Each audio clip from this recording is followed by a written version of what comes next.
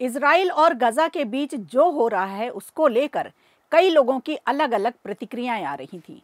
इसी बीच अब एक खबर ये भी निकल कर आ रही है कि इजराइल जंग रोकने के लिए तैयार हो गया है। अब देखने वाली बात यह होगी कि ये जंग कब तक रुकेगी या फिर नहीं रुकेगी। साथ ही बताया जा रहा है कि बिहार के पावर स्टार यानी पवन सिंह की भाजपा से दूरी अब कम हो गई है।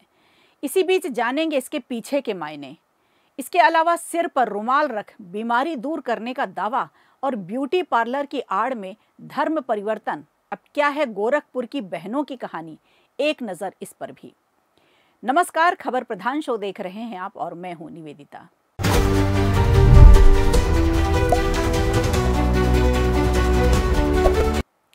दरअसल 29 सितंबर की रात हुई प्रेस कॉन्फ्रेंस में ट्रंप ने कहा कि उन्होंने 20 पॉइंट का प्लान तैयार किया है। अगर हमास इसे नहीं मानता तो इजराइल के पास उसे खत्म करने का पूरा अधिकार होगा और अमेरिका इसमें उसका साथ देगा। वहीं नेतन्याहू ने साफ किया कि गाजा में अब एक शांतिपूर्ण प्रशासन बनेगा, हमास के सारे हथियार हटेंगे और इजराइल धीरे धीरे पीछे हटेगा। लेकिन बड़ा सवाल यह है कि आखिर ट्रंप का ये 20 पॉइंट वाला सीज फायर प्लान क्या है। आइए आपको एक एक करके बताते हैं। सबसे पहले इजराइल और हमास के बीच तुरंत युद्ध रोकने पर सहमति होगी। इसके बाद इजराइल धीरे धीरे गाजा से अपनी सेनाएं हटाएगा। हमास को 72 घंटे के भीतर सभी इजरायली बंधकों को छोड़ना होगा। युद्ध खत्म होने पर इजराइल गाजा के 2000 से ज्यादा कैदियों को रिहा करेगा। हर मृत इजरायली कैदी के बदले 15 फिलिस्तीनी शव लौटाए जाएंगे। गाजा को आतंक मुक्त किया जाएगा और हमास सरकार का हिस्सा नहीं होगा। गाजा चलाने के लिए एक अंतरिम प्रशासन समिति बनाई जाएगी। इसके लिए एक शांति बोर्ड बनेगा जिसकी अध्यक्षता खुद डोनाल्ड ट्रंप करेंगे। इसमें टोनी ब्लेयर और अन्य देश शामिल होंगे। गाजा के पुनर्निर्माण की योजना बनेगी, खर्च भी यही बोर्ड उठाएगा। गाजा को तुरंत मानव सहायता मिलेगी। रोजगार बढ़ाने के लिए खास व्यापारिक क्षेत्र बनाए जाएंगे। गाजा छोड़ने या लौटने की आज़ादी लोगों को होगी। सुरक्षा के लिए एक अंतर्राष्ट्रीय बल तैयार होगा। गाजा पुलिस को ट्रेनिंग दी जाएगी। इजराइल और मिस्र की सीमाओं पर सुरक्षा मजबूत की जाएगी।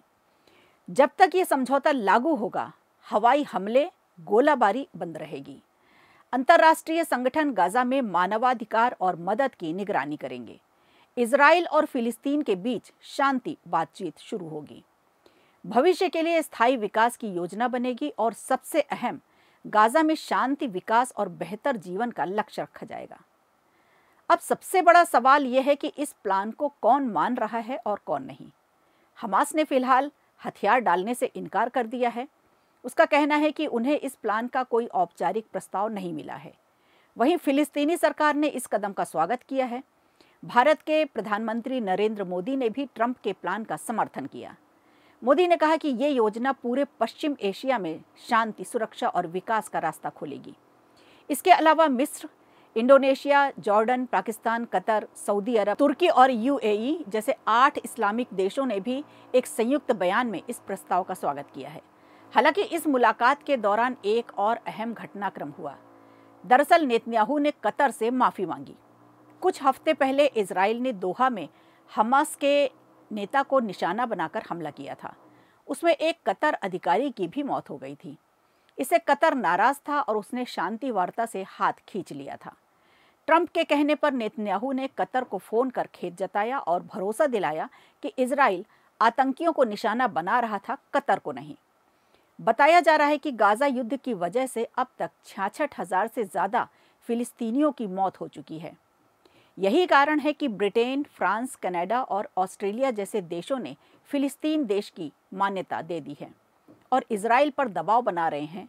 वहीं इजराइल के भीतर भी राजनीतिक दलों का एक बड़ा वर्ग ये कह रहा है कि जब तक हमास पूरी तरह खत्म नहीं हो जाता, वे किसी सीज फायर को मानने के लिए तैयार नहीं हैं। तो अब एक बात तो साफ है कि ट्रंप का ये 20 पॉइंट प्लान एक बड़ा कूटनीतिक कदम है, लेकिन इसे लागू करना आसान नहीं होगा। एक तरफ अंतर्राष्ट्रीय दबाव है, दूसरी तरफ हमास का अड़ियल रवैया।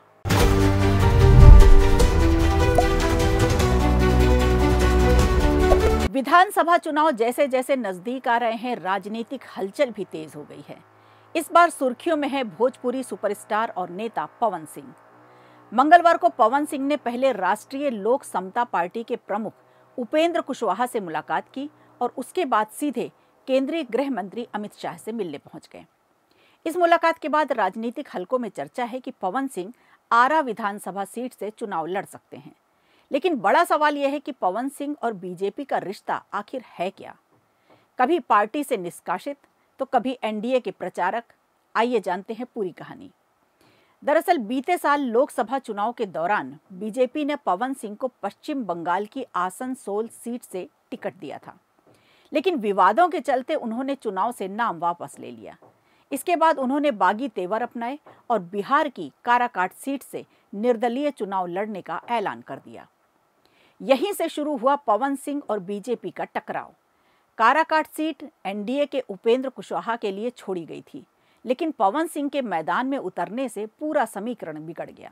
नतीजा ये रहा कि पवन सिंह को 2,74,000 वोट मिले और कुशवाहा को 2,53,000 वोट, और सीपीआई उम्मीदवार राजा राम सिंह ने 3,80,000 वोट पाकर बाजी मार ली। यानी पवन सिंह ना खुद जीत पाए, ना ही एनडीए के उम्मीदवार कुशवाहा को जीतने दिया। कहा जा रहा है कि अगर पवन सिंह काराकाट से चुनाव न लड़ते तो एनडीए की जीत तय थी। इस बगावत के चलते बीजेपी ने पवन सिंह को पार्टी से निकाल दिया। लेकिन अब तस्वीर बदलती दिख रही है। बिहार बीजेपी प्रभारी विनोद तावड़े ने साफ कहा है कि पवन सिंह बीजेपी में थे और आगे भी रहेंगे। वो आने वाला विधानसभा चुनाव में बीजेपी और एनडीए के लिए प्रचार करेंगे। तो अब सवाल ये है कि क्या पवन सिंह वाकई आरा से चुनावी मैदान में उतरेंगे? क्या बीजेपी उन्हें मौका देगी या फिर ये सिलसिला सिर्फ प्रचार तक ही सीमित रह जाएगा?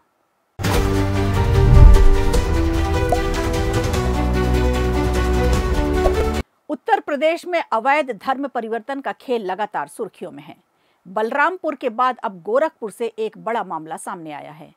गोरखपुर के सहजनवा इलाके में ब्यूटी पार्लर चलाने वाली 2 युवतियां लक्ष्मी यादव और रोशनी को पुलिस ने गिरफ्तार किया है।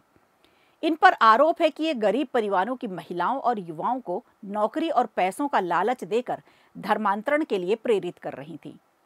शिकायत विश्व हिंदू परिषद ने दर्ज कराई थी, जिसके बाद पुलिस ने कार्रवाई करते हुए दोनों को जेल भेज दिया। जानकारी के मुताबिक लक्ष्मी यादव अपने घर पर ब्यूटी पार्लर के साथ सिलाई भी सिखाती थी। यही नहीं, वो लोगों को बाइबल पढ़ने की सलाह देती और कहती सारी बीमारियां दूर हो जाएंगी, कष्ट खत्म हो जाएंगे और नया जीवन मिलेगा। इतना ही नहीं, वो प्रार्थना सभा भी करवाती थी, जहां खुद पादरी की तरह गाने गाती, दुआएं पढ़ती और बाकी लोग उसकी बातें दोहराते थे। गांव वालों ने जब ये सारी बातें देखी तो संत कबीर नगर के विश्व हिंदू परिषद के जिला उपाध्यक्ष सौरभ जायसवाल ने शिकायत की।